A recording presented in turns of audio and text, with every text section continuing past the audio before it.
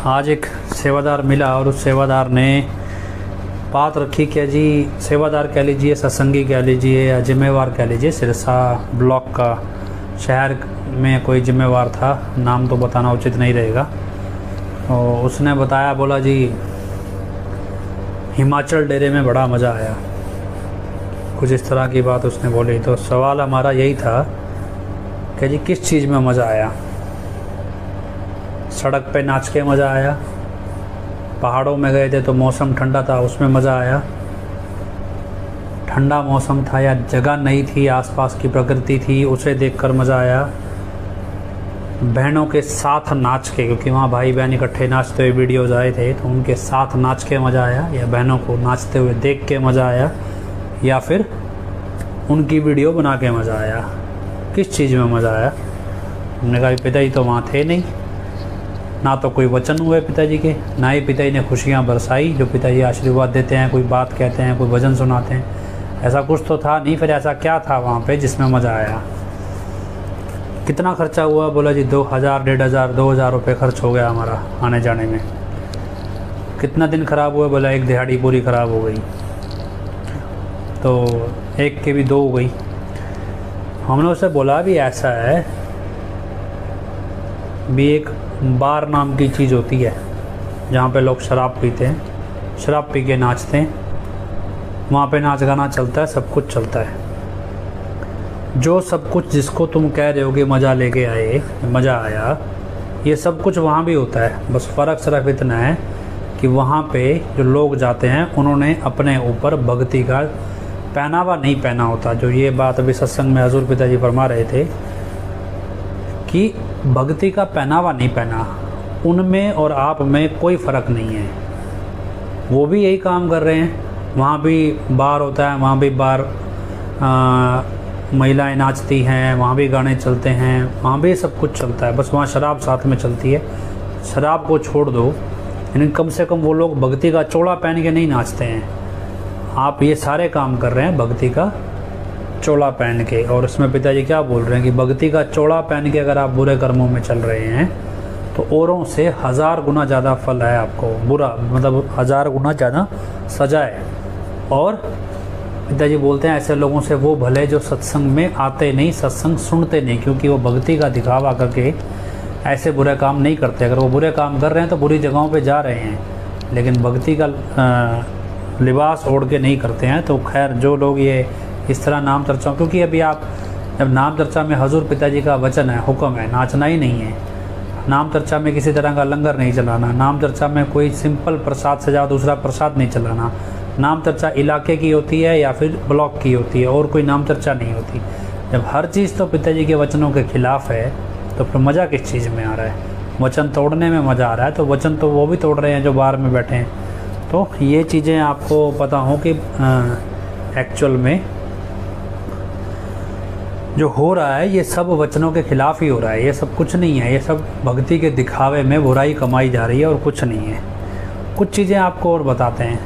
आज कई जगह जाना हुआ तो एक गुरुद्वारे के लोग थे, कुछ गुरुद्वारा था कहीं पे आसपास, तो गया मैं खुद गया था, तो वहाँ के लोग थे कुछ, वो बताने लगे, कहते हैं हमारे गुरुद्वारे में एक बार लंगर चल रहा था, और लंगर चलते चलते गुरुद्वारे में लंगर चल रहा था, और लंगर में क्या हुआ, जो लांगरी थे कई लोग थे, और एक लांगरी ने क्या किया, उसने देसी घी का एक टीन था, पीपा था, वो अलग रख लिया।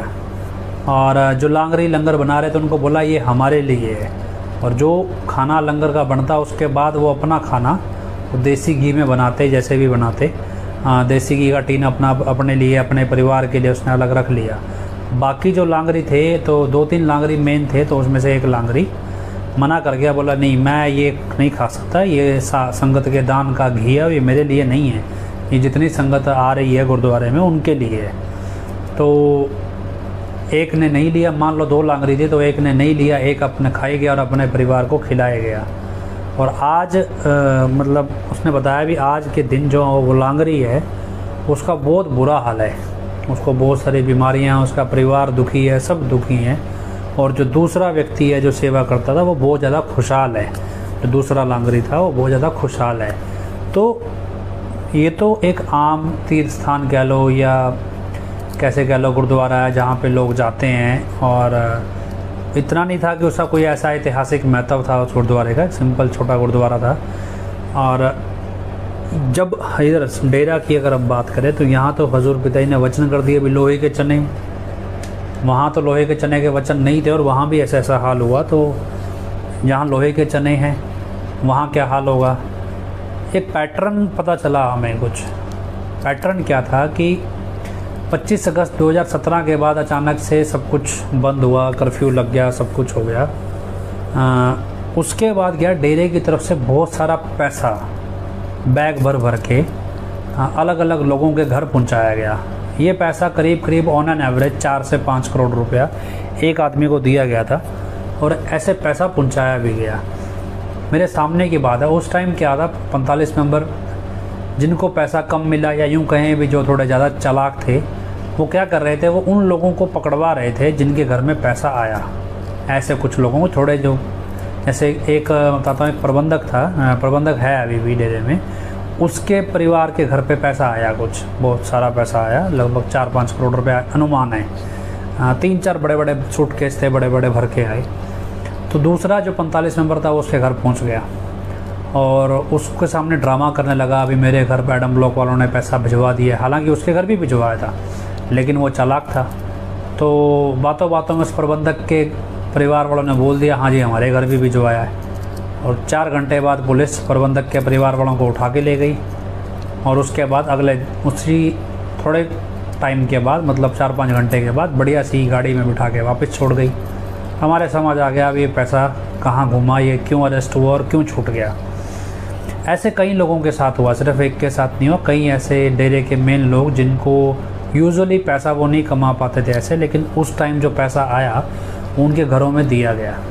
उसके बाद उन लोगों ने क्या किया, उन्होंने उस पैसे को, जब वो वापस उनको लगा भी पुलिस को भनक पड़ गई है इसकी, उन लोगों ने पैसा इन्वेस्ट करना शुरू कर दिया। फटाफट उससे प्रॉपर्टी खरीद ली, अलग अलग जगहों पे प्रॉपर्टी खरीद ली। किसी ने कोठियाँ बना ली, किसी ने प्रॉपर्टी खरीद ली, किसी ने बच्चों को डोनेशन देके एडमिशन करा लिया, किसी ने कुछ किया, किसी ने कुछ। इस ट्रैक पे काम हुआ।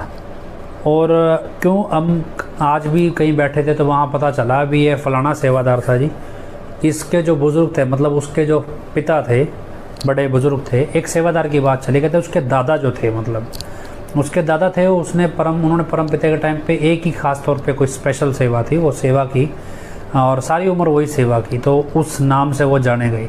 फिर आगे जो उनका बेटा था उसने भी सारी उम्र वही सेवा की जो उस नाम से जाने गई।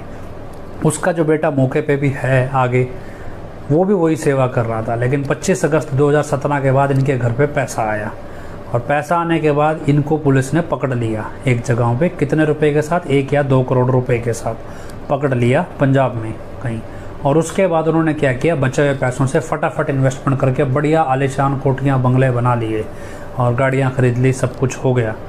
और कहते भी उसके बाद कहता मेरा उनसे मिलना हुआ, और जो व्यक्ति मैं बात बता रहा है वो बोल रहा है जी मैंने उसको पैसा उधार दिया हुआ था। कितना? 5,000 रुपये। मतलब उस व्यक्ति को मैंने 5,000 रुपया उधार दे रखा था, और मैं अपना 5,000 रुपया लेने गया था क्योंकि उस व्यक्ति के पास इतनी क्षमता नहीं थी। लेकिन 25 अगस्त से पहले कभी दिया होगा। 1 साल बाद करीब कहता मैं पैसा लेने गया तो देखा कि उसके घर में तो भैया वो छोटे से घर की जगह बंगला बना हुआ है, पूरा बढ़िया कोठी, फर्स्ट क्लास गाड़ियाँ आ गई हैं।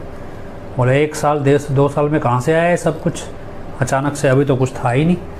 और ये चीज़ें हमने फिर गांव वालों से भी कंफर्म की, तो गांव वालों ने कहा भी हाँ जी ऐसा ही कुछ है, ऐसा हुआ है, और हमें भी बड़ा आश्चर्य है भी इस बंदे के पास पैसा कहाँ से आया। मतलब क्या है कि भक्ति का लिबास है, पीढ़ी दर पीढ़ी सेवा भी कर रहे हैं लोग, लेकिन उसके बाद भी लालच ऐसी चीज़ है जो कभी भी आ गया और उसके बाद उनको लगा नहीं इस पे तो हमारा हक है, हमने इतनी पीढ़ियों से सेवा की है, और चुरा लिया, पैसा खा गए एक तरह से। तो ये सारी चीज़ें चल रही हैं जो नहीं है। आपको लगता है अभी कुछ नहीं होता है? कुछ उदाहरण आपको देते हैं। संत क्या करता है, संत के साथ आप कितना भी धक्का करो, कितना भी जुल्म करो, संत सह लेते हैं, लेकिन सात संगत नहीं सहती है। सात संगत के ऊपर संत ऐसा अत्याचार नहीं सहते। उदाहरण के तौर पे बताते हैं, एक बार एक जगह सत्संग लगा हुआ था और सत्संग में एक व्यक्ति जो था, परम पिता जी के समय की बात है, सत्संग लगा हुआ था और सत्संग में कोई व्यक्ति था, वो बार बार आसपास से जानबूझ के ट्रैक्टर ले जाता और इतनी ज़ोर से ट्रैक्टर ले जाता कि कच्चा रास्ता था तो वहाँ से धूल मिट्टी बहुत उड़ती तो वो साथ संगत के ऊपर आके गिरती धूल। एक बार हुआ, 2 बार हुआ, 3 बार हुआ। तो ये देख के परम पिता जी ने वचन कर दिए। अब जिसने बताया था वचन तो हमें समझ में नहीं आए भी क्या किए, लेकिन कोई वचन किया उसको देख कर। कहते आज उसके परिवार की क्या हालात हैं। आज उस परिवार के हालात हैं कि उस परिवार में कोई भी बच्चा, जैसे कोई भी हुआ, चाहे लड़का हुआ चाहे लड़की हुआ, उस व्यक्ति के आगे परिवार में, चाहे लड़का हुआ चाहे लड़की हुई, आगे उसके घर में पहले 3 या 4 लड़कियां होती हैं, फिर जाके लड़का होता है। मतलब उसकी लड़की के आगे, मतलब पूरे ख़ानदान में ये पैटर्न चल पड़ा कि पहले 4 लड़कियां होंगी फिर जाके लड़का होगा। और नतीजा कहते आज ये है भी उसका परिवार का हर एक सदस्य, खास तौर पे पुरुष जो आदमी है, वो इतना ज़्यादा पारिवारिक बोझ में दबा हुआ है कि अपनी बहनों के, रिश्तेदारियों के काम ही पूरे करते रह जाता है और इतना खर्चा उसके ऊपर बोझ पड़ा रहता है कि वो कभी अपनी ज़िंदगी चैन से जी नहीं पाता। उसके परिवार का हर सदस्य है, मतलब आगे लड़की हुई तो उसके आगे 4 लड़कियां हो गई, फिर लड़का हुआ, इस तरह से हुआ। कहते आज इतना परेशान है और सारे बोलते हैं, सभी लोग इलाके के जानते हैं कि परम पिता जी ने जो इसको वचन किए थे उसका फल ये भुगत रहा है। तो सोचो कि सिर्फ अगर साथ संगत पे बेशरम होकर कोई मिट्टी उड़ा दे, मिट्टी ही उड़ाई थी सिर्फ उसने, सच चलते सत्संग में, उसके साथ भी संत बद्दुआ नहीं देते हैं, लेकिन संत अगर संगत को तंग करने लग जाओ तो कुछ ऐसा ही होता है। और इस अभी आप कितने कठोर वचन पिताजी के सुन के हटें, इतनी चीज़ें चलती हैं, इतना सब कुछ है, तो कहाँ तक भुगतेंगे। और लोगों को लगता भी नहीं पिताजी को तो सब कुछ पता था, पिताजी ने कुछ किया क्यों नहीं। संत क्या करते हैं, संत कभी कुछ नहीं करते हैं ऐसे। संत तो शिष्यों के जरिए काम करते हैं। उदाहरण के तौर पे आपको बताते हैं, संतों का उदाहरण अगर समझें, गुरु गोविंद सिंह जी को का नहीं मालूम था अभी जो गंगू ब्राह्मण है वो उनका विश्वासघाती होगा, वो उनके बच्चों की मौत का कारण बन जाएगा, वो उन्हें धोखा देगा, क्या उन्हें नहीं मालूम था। जब वो किले से निकले और उन्होंने संगत को अप्रोच किया अपनी, तो वो संगत ने उनकी नहीं सुनी और वो सब कुछ छोड़ के जंगलों में रहे। और उसके बाद वो महाराष्ट्र चले गए, नांदेड़ चले गए, वहाँ से वो वापस पंजाब कभी लौटे ही नहीं। लेकिन उनके जगह एक बंदा सिंह बहादुर नाम का व्यक्ति लौटा, उसने सारी लड़ाई लड़ी और जो लोग गुरु गोविंद सिंह जी के साथ खड़े नहीं हो पाए उस समय, वो बंदा सिंह बहादुर के साथ खड़े हुए। वजह क्या रही, हम डिस्कशन आज था कि वजह क्या रही। वजह ये कि जब तक आपके अपने ऊपर नहीं बीतती आप खड़े नहीं होते हैं। लोग गिने चुने लोग होते हैं जो खड़े होते हैं, लेकिन जब अपने ऊपर बीतती है, जब गुरु गोविंद सिंह पंजाब छोड़कर चले गए तो लोगों पे बीतने लगी तो उनको लगा अभी अब हमें लड़ना चाहिए। जो लड़ाई गुरु गोविंद सिंह जी शुरू कर गए थे उन्हें उसे अंजाम तक पहुंचाना पड़ेगा। और ये चीज़ जब समझ आई तो उन्होंने शस्त्र उठाया और बंदा सिंह बहादुर के साथ मिलके लड़ाई लड़ी। कुछ ऐसा ही हालात आप सोच के देखिए, हालांकि कंपैरिजन करना उचित नहीं है, लेकिन हालात वैसे ही हैं। क्या है कि हजूर पिताजी ने साथ संगत के लिए एक समाज बनाया, जाति पाति धर्म सबसे ऊपर उठ के। फिर भी डेरे के अंदर ऐसे सतब्रह्मचारी थे, ऐसे प्रबंधक थे, ऐसे जिम्मेदार थे, ऐसे 45 मेंबर थे जो जिम्मेदार चुनते हुए जात पात देखते थे, जो सेवा अलॉट करते हुए जात पात देखते थे। ये सब चीज़ें चलती थी। और हमें कुछ सतब्रह्मचारी बहनों ने भी बताया भी जात देख के वो हमें काम तक देते थे। भी जो ऊंची जात के लोग हैं उनको अलग एडवांस काम दिया जाता था, जो छोटी जात की सतब्रह्मचारी हैं उनको ज़्यादा काम करवाया जाता और मजदूरी का काम दिया जाता था, चाहे बेशक से वो जैसी भी पढ़ी लिखी हों। तो ये चीज़ें हुई, नीचे प्रबंधकों के लेवल पे सब कुछ हुआ। धीरे धीरे हमें लगा भी ये तो पिताजी की लड़ाई है, पिताजी लड़ते रहेंगे, जो गलत है पिताजी देखते रहेंगे। एक से जैसे ही आए कि पिताजी जेल चले गए छोड़ के, मान लीजिए अभी संगत को छोड़कर चले गए, और उसके बाद संगत ने कभी जाना ही नहीं भी हमारी लड़ाई है। आज जब देश के हालात आप देखिए, सरेआम सब कुछ दिख रहा है। अभी हिंदू मुसलमान के भी झगड़े दिल्ली में हुए, हेट स्पीच होती है, सब कुछ होती है। सरकार इतनी पागल हो गई है कि उन्हें एक धर्म के अलावा और कोई धर्म का व्यक्ति दिखता ही नहीं है, चाहे वो मुसलमान हो, चाहे वो सिख हो, चाहे वो ईसाई हो, चाहे वो बौद्ध हो।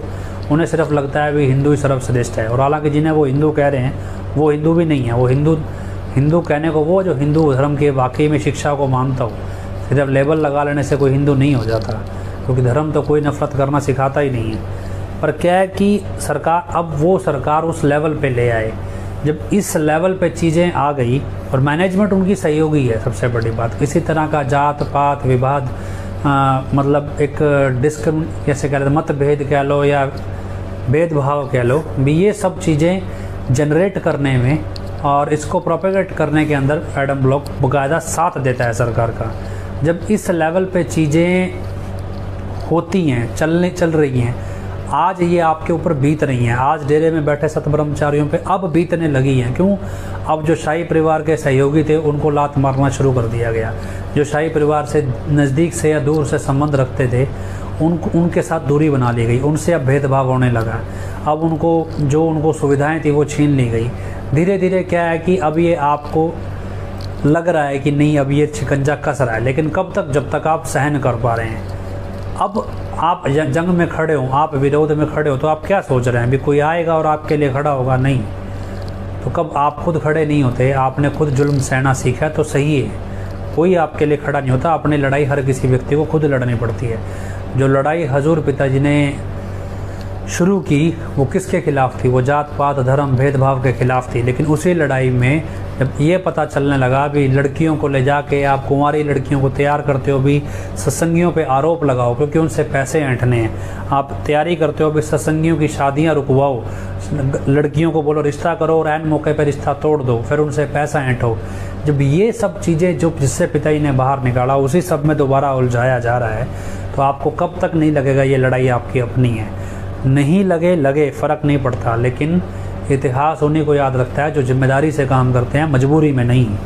तो मजबूरी आपकी कौन सी मजबूरी है जो आपको सात संगत को हजूर पिताजी के वचन तोड़ के सरेआम माता बहनाओं के बीच में नाचने की, उनकी नाचते हुए की वीडियो बनाने की, नाम चर्चा के तमाम नियम तोड़ने की मजबूरी है आपकी? ऐसी कौन सी मजबूरी है जो आपको हजूर पिताजी के बनाए वचनों को तोड़ने के लिए मजबूर करती है?